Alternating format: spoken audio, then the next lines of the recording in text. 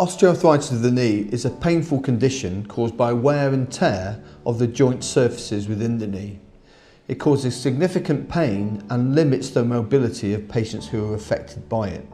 Early symptoms can be treated with injections of local anaesthetic and steroid under ultrasound control, and in some cases early osteoarthritis can also be treated by realigning the knee by taking the weight-bearing axis from the more worn-out side into a side which is relatively spared.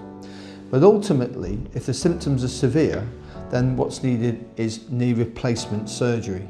And this is basically by taking away the destroyed articular surface and replacing them with a metal end to the thigh bone, a metal chop on the shin bone with a plastic spacer between. Sometimes also a small plastic button is put on the back of the kneecap, the back of the patella. The operation takes around 1 hour and patients usually stay in hospital for up to 3 days whilst they rehabilitate.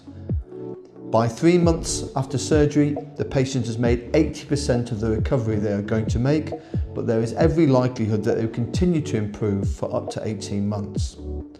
The main impact of surgery is to relieve pain.